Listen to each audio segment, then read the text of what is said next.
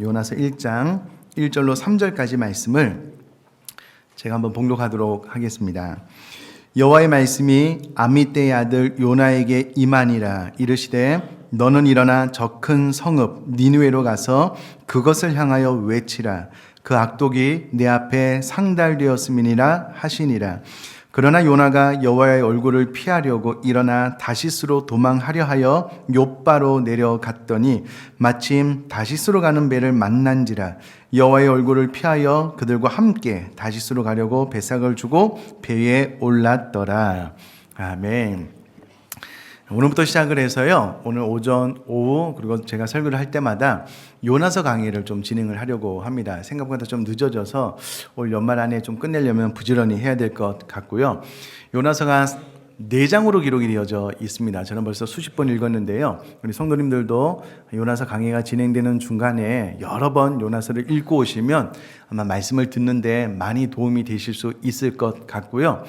오늘 오전과 오후는 이 요나서의 서론격으로 큰 그림 그리고 그 배경에 대해서 설명을 드리려고 하는데, 사실은 전체 강의 가운데 설교 가운데 오늘 오전 오후가 가장 핵심적이고 맥을 잡는 데 중요한 말씀이기 때문에요, 오전에도 오후에도 여러분 꼭 참석을 해주시면 감사하겠습니다. 요나서는 요나라는 사람이 성령의 감동에 의해서 쓴 성경 말씀입니다. 요나의 이름의 뜻은 비둘기란 뜻을 가지고 있는데, 저자가 요나서 전체를 읽어봐도 요나다라고 기록되어져 있지는 않습니다. 그러나 이 열왕기하의 기록과 무엇보다도 예수님의 언급을 통해서 이 성경은 요나가 기록됐다는 것을 정확히 알 수가 있습니다. 그러면 이 요나서는 언제 기록이 되었는가라고 했을 때에 요나가 활동했던 시기를 보면 알 수가 있는데, 열왕기하 14장 25절 말씀을 보면은요, 제가 한번 읽어보겠습니다. 이스라엘의 하나님 여호와께서 그의 종 가드헤벨 아미떼의 아들 선지자 요나를 통하여 하신 말씀과 같이 여로보암이 이스라엘 영토를 회복하되 하맛 어귀에서부터 아라바 바다까지 하였으니 라는 이 구절을 통해서 이 선지자가, 요나 선지자가 여로보암 2세 때 활동했다라는 것을 알 수가 있고요. 여로보암 2세는 BC 753년부터 753년을 통치했던 왕입니다. 그러므로 요나서는 대략 한 BC 760년경에 기록됐다라고 생각을 하시면 좋겠습니다. 그러면 이 기록 연대가 참 중요합니다. 그러면 이 요나서는 누구를 향해서, 그 수신자가 누구냐라고 했을 때에 요나 선지자는 북이스라엘을 향하여 활동했던 선지자이기 때문에 북이스라엘 백성들을 향해서 이 서신서를 썼는데, 굳이 북이스라엘에 제한을 둘 필요는 없고요. 남유다와 더불어서 이스라엘 백성 전체를 향해서 이 요나서를 썼다라고 생각을 하시면 좋겠습니다. 그러면 왜 썼느냐? 이것이 중요하지요. 어떠한 목적으로 요나서를 썼느냐, 이것이 중요하지요. 여러분, 이때 당시에는 안타깝게도 이스라엘 백성 전체가요, 시대적인 한계 상황 때문에 본인들이 하나님 앞에 선택받았다라는 선민 의식을 도무지 뛰어넘을 수 없는 상황이었습니다.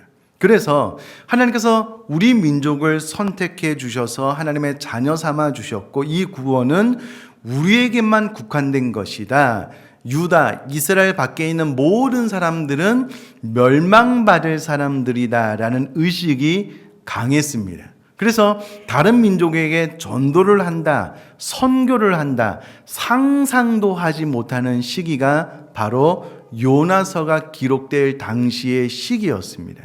그러나 하나님은 이스라엘 백성들을 구원하기 위해서, 이스라엘 백성들만 구원하기 위해서 선민으로 삼으신 것이 아니라 이스라엘 백성들을 통하여 모든 민족과 열방들을 구원하기를 원하시는 하나님이심을 이 요나의 삶을 통하여 이스라엘 백성들에게 전해주기 위해서 이 요나서가 기록이 되었고요. 그러므로 이 요나서를 받은 이스라엘 백성들이 그들의 마음을 어떻게 바꿔야 되냐면, 이 구원은 우리 민족들만 위한 것이 아니라 타 민족들에게도 전달이 되어지고 그들 또한 우리처럼 구원받아야 될 민족이구나 라고 그들의 의식을 바꾸기 위해서, 그들의 의식을 혁파해 나가기 위해서 요나서가 기록이 되어졌다라는 겁니다.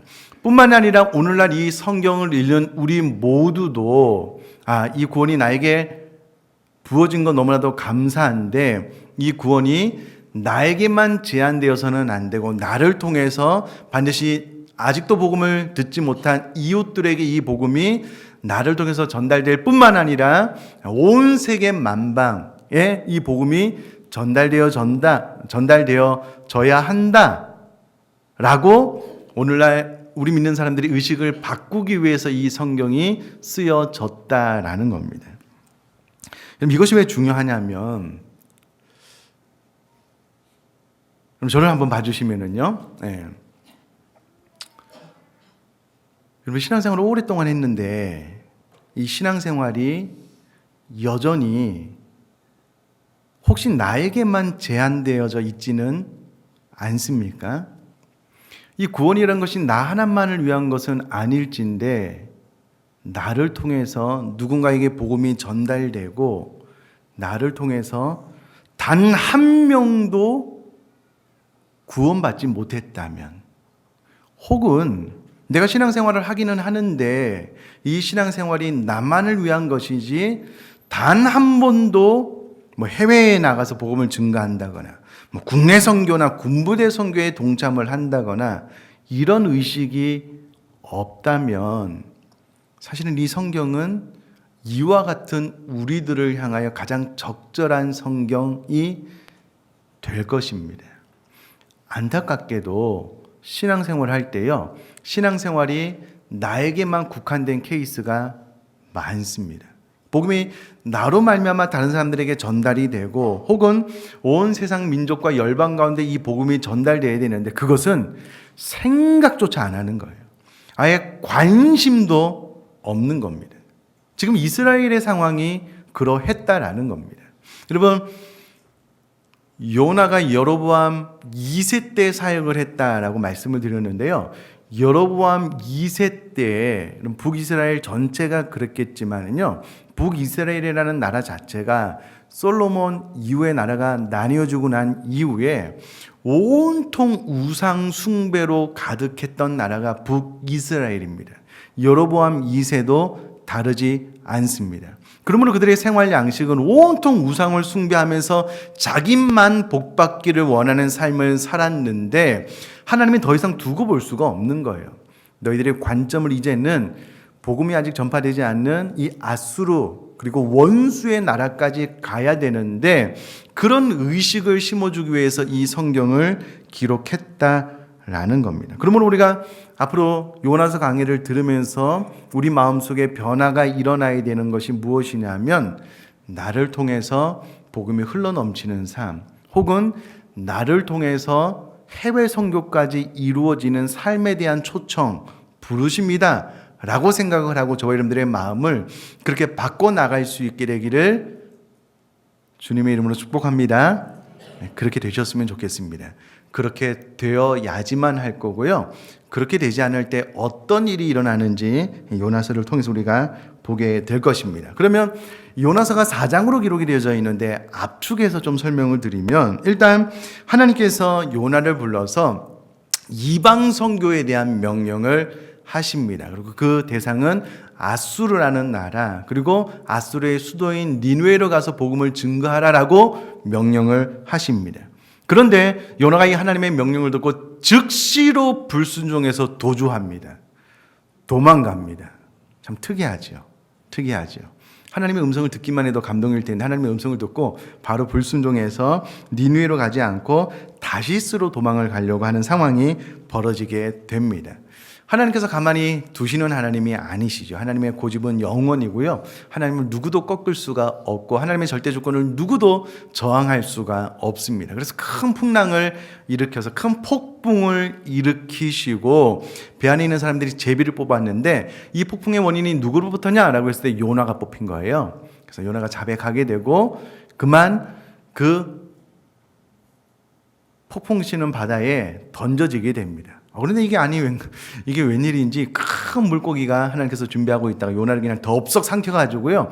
그 안에 3일 동안 있으면서 뼛속 깊이 하나님 앞에 회개합니다. 자기를 살려주신 하나님 앞에 감사하고요. 서원의 기도까지 하게 됩니다. 하나님께서 이 기도를 들으시고 물고기로 하여금 토해내게 하시고 요나가 드디어 니느웨 성으로 갔는데 이 니느웨 성이 아주 커서 3일 길을 걸어야지 다 걸을 수 있는 거리인데 참 무성의하게 복음을 증거했던 것 같아요. 하루 길만 걸으면서 복음을 증거했는데 아니 웬걸 생각지도 않게 니느웨 성 왕과 더불어서 모든 민족 동물들까지 금식하면서 회개하는 일이 벌어진 거예요. 하나님의 재앙이 임하지 않은 겁니다. 이것 때문에 요나가 하나님 앞에 막 성질을 부르고 내가 이럴 줄 알았다고 막 말도 안 되는 상황이 펼쳐지게 됩니다. 하나님께서 오호 요것 봐라. 지금 물고기 배 안으로는 성이 안 차나 본데 공룡을 좀 한 마리 준비해야 되겠다. 이렇게 하지 않고요. 하나님께서 정말 부드럽게 박농쿨을 준비하셔서 한낮에 뜨거운 태양 앞에 다 이렇게 타서 죽게 만듭니다. 그러므로 이 이야기를 통해서 하나님께서 부드럽게 내가 니느웨 성 사람들을 얼마나 사랑하는지 아느냐라고 교훈을 함으로써 요나서가 끝이 나게 됩니다. 더 이상 할 것이 없는 것 같지만 2달 안에 하기도 벅찬 내용이 요나서 안에 있습니다. 자, 그러면 요나서를 좀 기본적으로 이해를 한다라고 했을 때 좀 독특한 거 3가지만 좀 말씀을 드렸으면 좋겠는데요. 여타 다른 예언서들은 그 선지자들이 1인칭으로 묘사가 됩니다. 그리고 그 1인칭으로 묘사가 될 뿐만 아니라 하나님께서 그 선지자들에게 직접 하나님께서 선포하라고 주신 그 메시지가 선명하게 드러나고요. 그 메시지를 선포하고 난 이후에 그 메시지가 어떻게 역사 가운데 실행되는지 다른 선지서에서는 주로 이제 이런 패턴인데 오늘 우리가 읽은 요나서는요.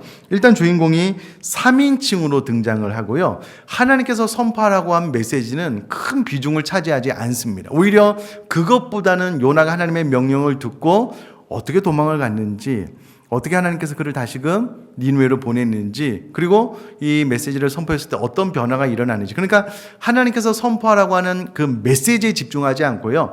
메시지 전후로 일어난 사건들을 이 요나서가 설명해 주고 있는데 이것은 다른 예언서와는 좀 다른 형식이다 라고 이해를 하시면 좋겠습니다.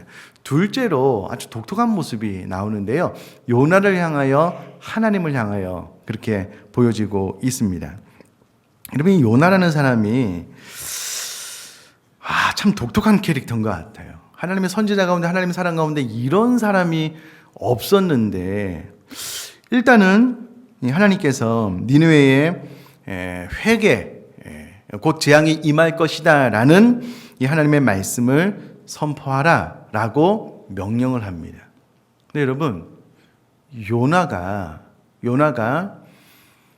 모세처럼 대응을 했다면 이해가 될 것 같아요.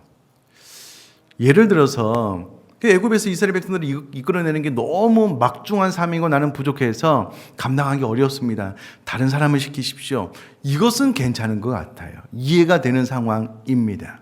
그런데 요나는요. 하나님의 이 명령을 처음부터 대놓고 거부했습니다. 나는 부족합니다. 다른 사람을 시키십시오. 하나님의 일은 너무나도 소중하지만 내가 부족합니다. 이 반응과 하나님의 명령을 나 안 할랍니다. 이것은 완전히 다른 문제입니다. 그런데 요나는 하나님의 명령을 거부했습니다.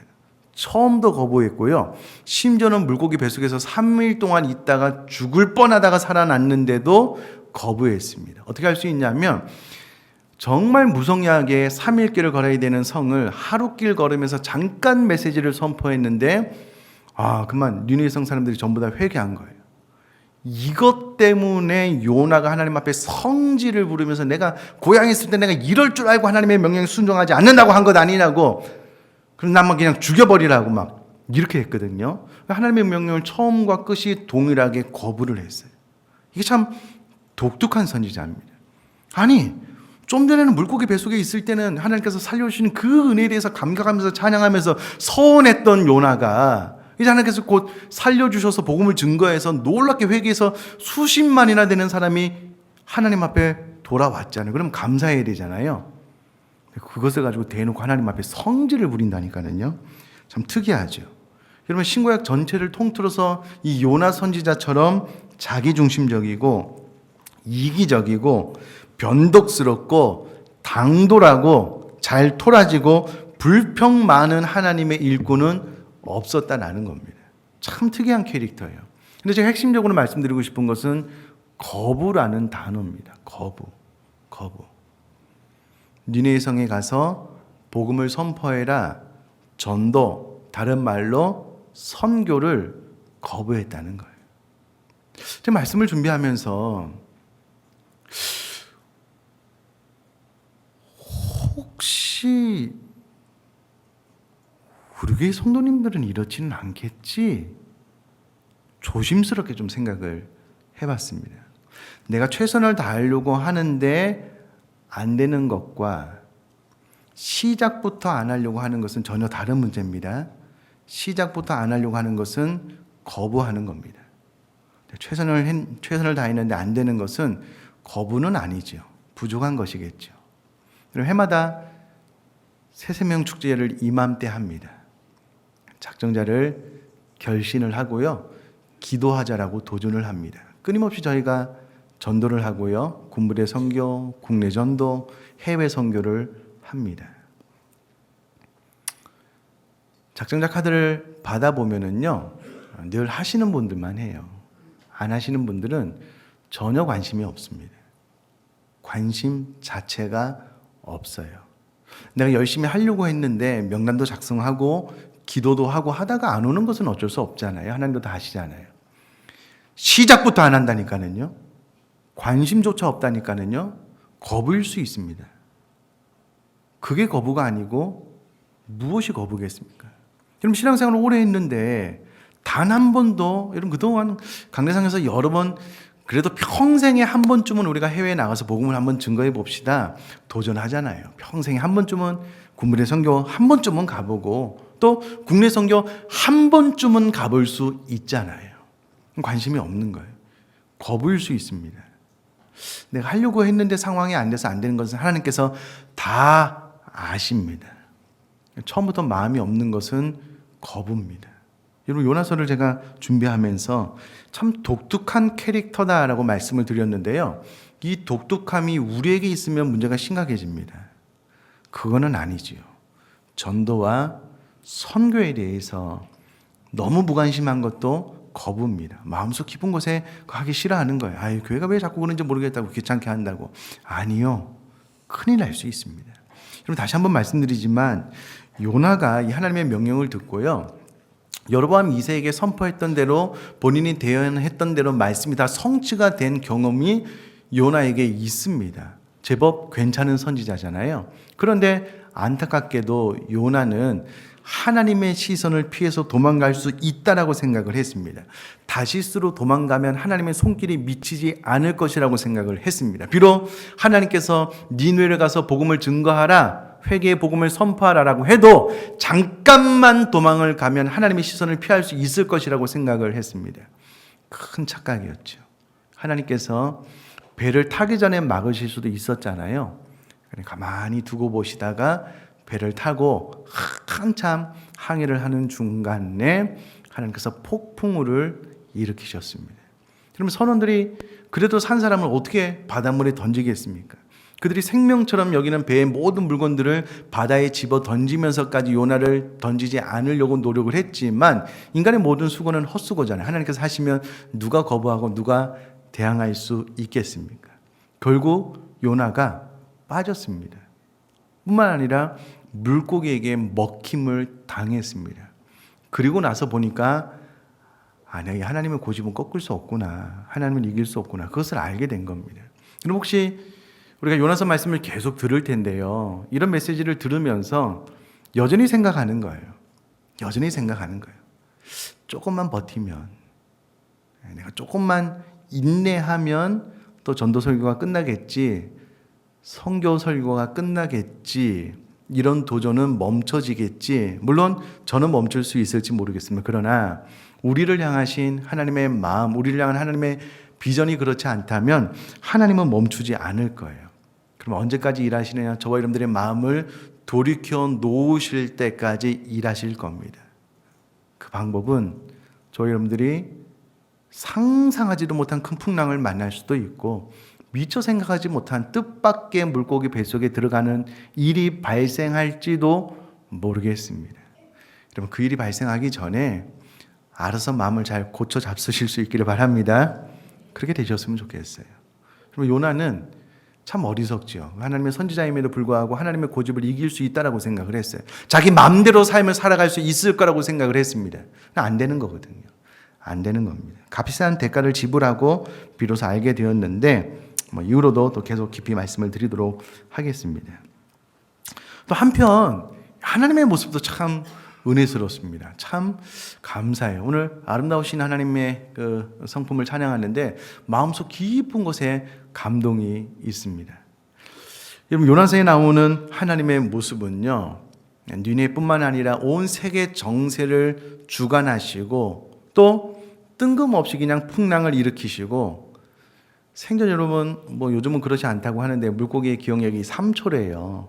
3초 지나면 기억을 못 한다잖아요. 낚시를 했는데 자기 친구가 낚시바늘 걸려서 딸려서 올라가는 거예요. 야, 저거 먹으면 죽는구나, 정신 차려야 되겠구나 하다가 또 들어오면 3초 만에 까먹는다니까요. 또 자기가 묻고 자기가 죽으러 가는 거예요. 이런 큰 물고기를 하나님께서 컨트롤해서 입을 벌려서 요나를 먹어라, 3일 지나서 배 타라, 이거 하나님께서 다 컨트롤 하셨거든요. 하나님의 절대 주권에 대해서 이렇게 쭉 나오는데, 더 감사가 되는 것이 무엇이냐면요, 요나가 참 요즘 말로 개념이 없지요. 하나님께 막 앙탈을 부려요. 막 죽여달라고, 이게 뭐냐고, 이럴 줄 알았다고 말도 안 되는 소리를 막 내뱉거든요. 하나님께서 막 천둥 번개를 통해서 돌이키실 수도 있잖아요. 근데 처음에는 강하게 하셨다가 다음에는 박노끌 사건을 통해서 부드럽게 교훈해 주시는 모습을 통해서 저는 큰 은혜를 받았습니다. 요나처럼 내 마음이 그렇게 완고한데 하나님께서 끝까지 강하게 나가면 죽을 것 같아요. 근데 하나님께서 처음에는 강하게 나가셨다가 부드럽게 요나를 끝까지 설득해내시는 그 인자하시고 자상한 모습을 통해서 하나님의 두 가지 모습을 동시에 볼 수 있는 성경이 요나서입니다. 앞부분에는 초월적이고 절대 주권을 가지신 하나님, 그리고 뒤에는 끝까지 인내하시고 참으시고 사랑으로 가르치시는 하나님의 모습에 대해서 볼 수가 있는 성경이 바로 이 요나서입니다. 이것이 이제 두 번째 독특한 점이고요. 세 번째는 가장 독특하고도 중요한 사실이 무엇이냐면, 대부분 사람들이 구약에는 성교가 없다라고 생각을 합니다. 그러나 그렇지 않습니다. 신약에만 성교가 있다라고 생각을 하는데 그렇지 않습니다. 이 구약의 요나서를 통하여 하나님께서 이스라엘 백성 선민들뿐만 아니라 그 원수의 나라 아수르라고 할지라도 그 민족 전체가 회개하고 하나님께로 돌아오기를 원하시는 마음이 잘 표현된 성경이 바로 이 요나서입니다. 그러므로 요나서는 구약과 신약의 성경의 맥을 이어주는 너무나도 중요한 가교 다리의 역할을 하는 귀중한 성경이다라는 겁니다.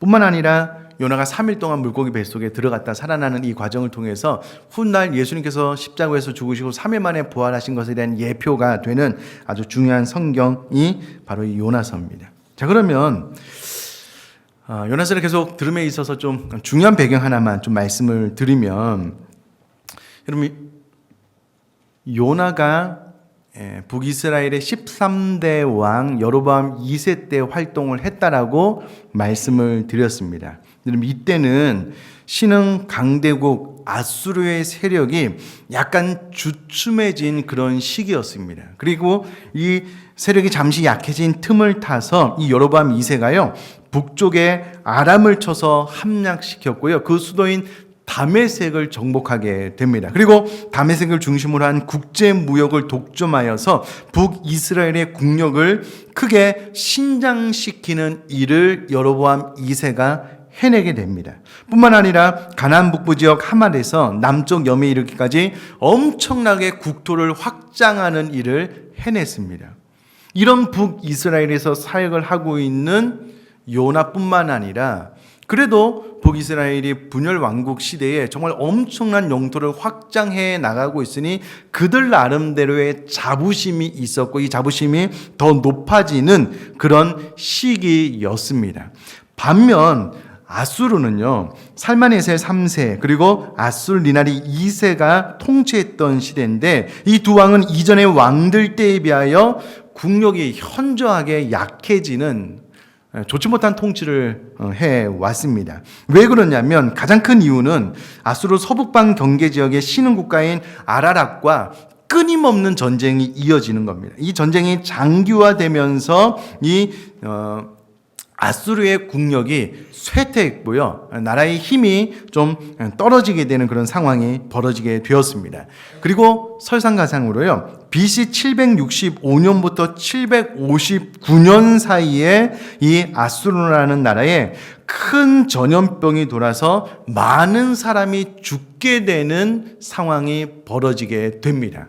뿐만 아니라 BC 763년 6월 15일 무렵에 완전 일식이 일어나서 아수르 땅 전체의 칠흑 같은 어둠에 휩싸이게 되고요. 이로 말미암아 아수르 국민 전체가 큰 불안한 징조를 이렇게 마음에 이렇게 크게 새겨 민심이 크게 동요되는 그런 사건이 있었습니다. 그러면 이때 당시에 그 고대 문헌에 보면은요, 아수르의 역사 중에 유일하게 이 무렵에 일시적으로나 유일신을 섬기는 종교적 경향이 있었다라는 기록이 남겨져 있습니다. 그러니까 우리가 생각할 때 아니 언어도 통하지 않는 요나라는 선지자가 본인의 자국어로 이야기를 했는데 알아듣지도 못하는 말로 이야기를 했을 텐데 어떻게 순식간에 회개 운동이 일어날 수 있을까? 이것은 불가능한 일이다라고 많은 학자들이 이야기를 하지만은요. 이와 같은 배경이 아마도 요나가 복음을 선포했을 때에 심판을 선포했을 때 순식간에 회개케 하는 그런 작용을 하지 않았을까라고 생각을 해볼 수가 있겠습니다. 이와 같은 일들로 이제 요나서가 사실이다라는 것을 알게 되고요. 또 오늘 오후에 가면 요나서가 어떻게 역사적으로 사실인지에 대해서 이제 말씀을 좀 드리도록 할 텐데, 자 말씀을 마무리하면서 중요한 것은 여러분 이 요나서가 왜 이스라엘 백성들에게 주어졌냐라고 제가 이제 말씀을 드렸는데요. 도통 이스라엘 백성들이 우상만 섬기고 이 전도, 선교할 생각조차 하지 않는 겁니다. 하나님께서 더 이상은 두고 볼 수가 없어서 어떻게 보면 좀 시기적으로 좀 적절하지 않지만 하나님께서 한번 이 메시지를 선포해야 되겠다라고 생각을 하고 요나를 들어서 이와 같은 메시지를 선포를 했는데 여러분 한번 생각을 해보십시오. 우리 의정부 비전교회야 뭐 10년 동안 전도도 하고 선교도 했잖아요. 이와 같은 메시지를 듣기가 그렇게 크게 부담스럽지는 않잖아요. 그런데 이 북이스라엘 여로보암 2세가 다스렸던 시대에는요, 온통 우상 숭배로 가득했기 때문에 이런 시기에 시기적으로 선교해라. 그리고 너희들이 원수의 나라인 아수르 나라에 가서 복음을 증거해라. 요나를 대표로 해서 이런 메시지가 먹혀들 수 있겠냐고요. 잘 안 될 겁니다. 그래서 하나님께서 요나가 도망갈 것을 미리 아셨겠죠. 그래서 큰 풍랑과 말도 안 되는 엄청난 물고기를 준비하는 방법을 통해서 요나의 이 의식을 바꿔놓는 노력을 하셨다라는 겁니다. 자, 그러면 이렇게 생각을 해볼 수가 있겠죠. 오늘날 우리가 신앙생활을 하는 가운데 전도에 대한 인식이 너무 없어요. 전도에 대한 사모함이 너무 없어요. 선교는 다른 사람 이야기예요. 이것이 너무 뿌리 깊게 박혀 있어요. 근데 하나님은 이 의식을 바꾸고 싶어요. 왜냐하면 그것이 하나님의 뜻이 아니기 때문에. 그러면 우리 마음속에 뿌리 깊은 전도 혹은 선교에 대한 무관심에 준하는 엄청난 어떤 사건을 만나야지만 이 의식이 바뀔 수 있다는 겁니다. 긍정적인 의미에서는 성교학교처럼 좋은 학교를 만나면 의식이 바뀔 수 있겠지요. 그러나 이와 같은 메시지 앞에 돌이켜지지 않으면은요, 우리 또한 내 인생 가운데 어느 순간 아주 거대한 폭풍우를 만날 수 있겠구나, 혹은 기가 막힌 상상도 못하는 거대한 물고기와 같은 그런 곳에서 내가 고통을 당할 수 있겠구나라고 여러분 반드시 생각하셔야만 됩니다. 요나가 미처 생각을 하지 못함으로 이런 사건을 당했는데요, 우리도 미처 생각하지 못하면 이런 사건을 당할 수밖에 없기 때문에 여러분 꼭 그렇게 생각을 해 주시면 좋겠고요. 그러므로 이 요나서 강해가 끝나기 전에 내 마음이 하나님의 마음처럼 전도와 선교까지 갈 수 있도록 어떻게 하면 변화시킬 수 있을까 라는 의식을 가지고 이 요나서 강의를 계속 들었으면 좋겠고요. 이로 말미암아 결국 저와 여러분들이 나를 위한 신앙생활뿐만 아니라 내 주변에 있는 사람들을 위해서 복음도 증거하고 또 선교도 할 수 있는 신앙생활로 바뀌어질 수 있기를 제가 주님의 이름으로 축복합니다.